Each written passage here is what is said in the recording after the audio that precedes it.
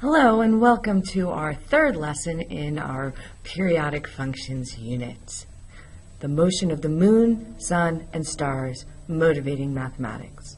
This lesson is going to have a lot more history in it than most of our lessons do. We started with a discussion of ancient astronomy. The Babylonian astronomical diaries were written in cuneiform on clay tablets. They recorded astronomical movements and observed that the stars move in a roughly circular arc across the sky. The sun appears to move from east to west. The ancients came up with a geocentric model of the solar system. They assumed that the sun orbited around the earth. We're going to look at this geocentric model as we move through this lesson today. It wasn't until Copernicus came up with the heliocentric model later that we understood that in fact the earth moves around the sun.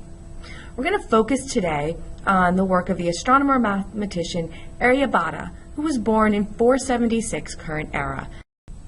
For our model, we're going to consider an observer who's at a fixed point E, right here, and condense the sun to a fixed point S that moves in an apparent circular motion around our fixed point E. Suppose that the observer faces to the north. To this person, the sun would appear to travel in a counterclockwise direction around the earth, appearing in the east and disappearing in the west, so that all that is seen is the top half of this circle. The bottom half would be the nighttime portion of the circle. For our observer, who is facing north in the northern hemisphere, we have this apparent counterclockwise motion of the sun around the earth that results in shadows traveling in a clockwise motion on a sundial. And that's why our clocks go clockwise, but the sun travels counterclockwise. So given this model of the movement of the sun, we measure the angle of elevation of the sun as it moves counterclockwise. And this is why our angles are measured counterclockwise from the x-axis, or the horizon line, following the motion of the sun to our observer facing north. We continued our discussion of this counterclockwise measure of angles from the x-axis or horizon line to look at the naming of the quadrants on a coordinate plane. The first quadrant here is where we would see the sun appear up until noon, and then the second quadrant will be the continuation of the sun's path towards sunset. Our third quadrant comes down here in our first part of the night until midnight, and our fourth quadrant will be the last part of the night before the sunrise, at least on the equinox. We considered what the circle's radius r represents, and students saw that r in this model represents the distance from the earth to the sun. We continued our discussion now with more background history about the Indian scholar Aryabhata I, who was, as I said earlier, born in 476 in the current era. He wrote a compilation of mathematical and astronomical results that was used not only to support new developments in mathematics in India and Greece, but to provide us with a snapshot of what was known at the time. We're going to use his developments to model the position of the sun in the sky. Aryabhata spoke and wrote in the Sanskrit language, which will become important as we look at his naming of some of the measurements that we have new modern names for now. So the arc of a circle with a chord joining the ends of the arc are shaped like a bow and bowstring. Let's have a look at what we mean by that. Here's a circle, and I'm going to put our axes through it roughly like this, and grab another color over here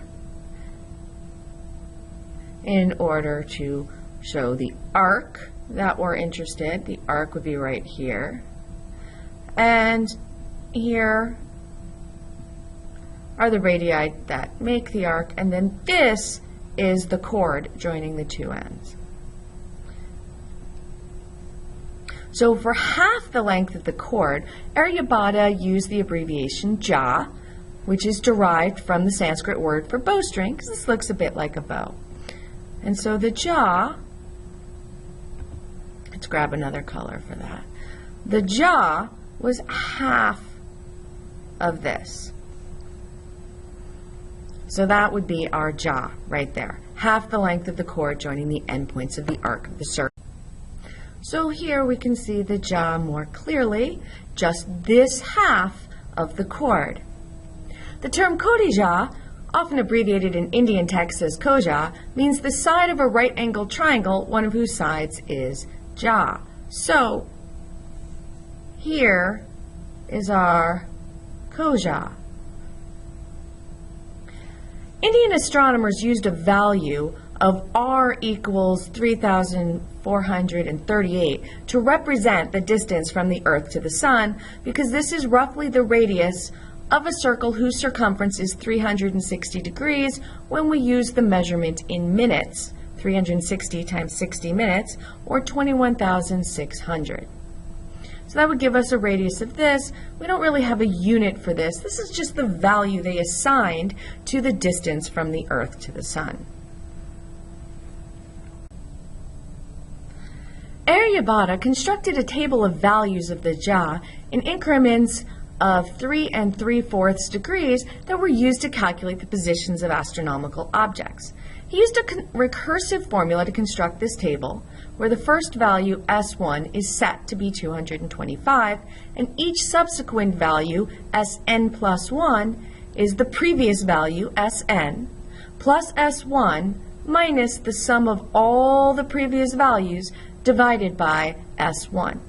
So if we want to calculate S2, then Sn plus 1 is S2, and Sn would be S1. So if we use this formula, S sub 2 is equal to Sn, which is S1, or 225, plus S1, which is 225, minus the sum of all the previous values, but the only one that we have right now is S1, so that would be 225 divided by itself, which is 1. So we get 225 plus 225, which is 450 minus 1, and we get 449, which we can then put in there. To calculate one more, now we want Sn plus 1 to be S sub 3, and that means that Sn, which must be 1 less than n plus 1, is going to be equal to S sub 2. So S sub 3 is equal to Sn, or 449, plus S sub 1, which is 225, minus the sum of all of our previous values, 225 plus 449 divided by 225. And I'll leave working that out as an exercise for you with your calculator, along with S sub 4 and S sub 5. Go ahead and pause the video now while you fill in that table with the numbers calculated with that recursive formula. I'll wait.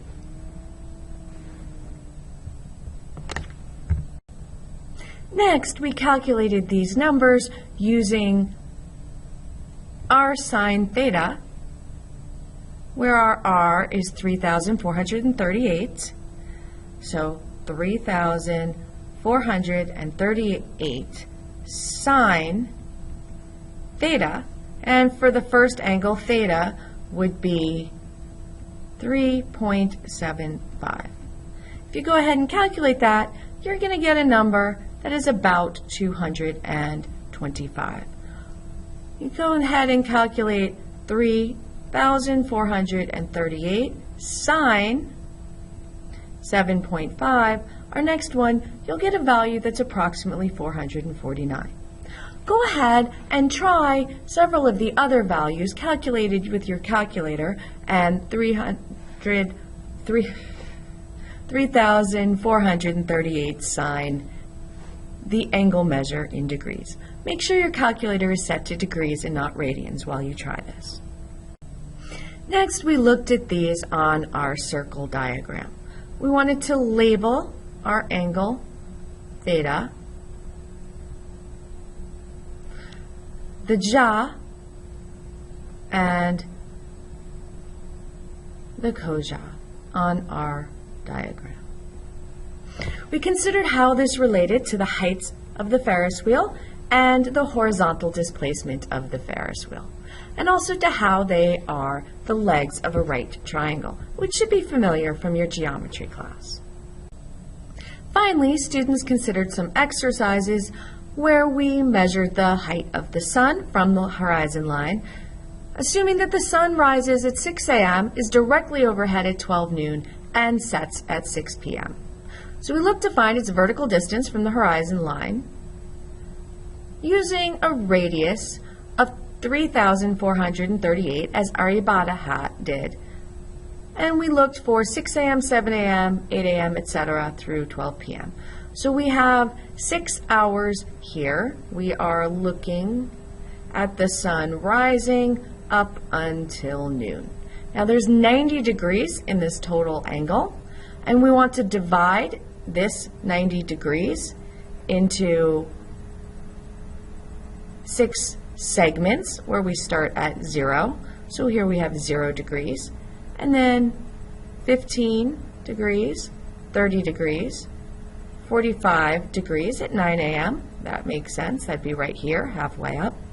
60 degrees, 75 degrees, and then straight up at noon, that would be 90 degrees. So we're using r sine theta to equal this vertical height here from the horizon line, which is going to be 3,438 sine, and at 6 a.m. that would be 0, which equals 0. We got a height of 0 when the sun was first rising. Go ahead and use this formula to fill in the rest of this table. Next, we filled in the table using the actual distance from the Earth to the Sun in miles, which is 93 million miles. I suggested to students that they use million miles as their unit, giving us 93 sine theta as our formula for each of these. And again, it's 0 degrees, 15 degrees, etc. So go ahead and complete part B as well. We're going to look at one of the problem sets to complete this that students needed some help setting up. And then we'll be done. I know this is a long video, but we had a lot of history to study in this video. The first problem in our problem set tells us that an Indian astronomer noted that the angle of his line of sight to Venus measured 52 degrees. We now know that the average distance from Earth to Venus is 162 million miles. The problem asks us to use Aryabhata's table to estimate the apparent height of Venus, and then to round our answer to the nearest million miles. So if we look here at Aryabhata's table, we find 52 degrees is right here, and he got a measure of the jaw of 2,728. So if we come back to our table here, we can use that measure, which was 2,728. 2,728. That was his measure.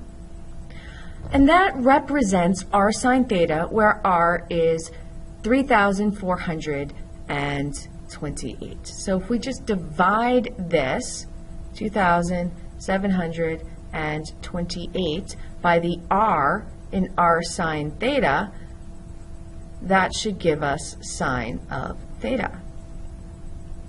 So we divide that by our 3,428, just so that we have now sine theta, and we multiply that by 162, which will give us our answer calculated using Aryabhata's table, and you should do that. Once you've calculated your answer using Aryabhata's table, try it using your calculator for 162 million miles sine of 52, and see what that equals. With that, you can complete the problem set on your own. Thank you.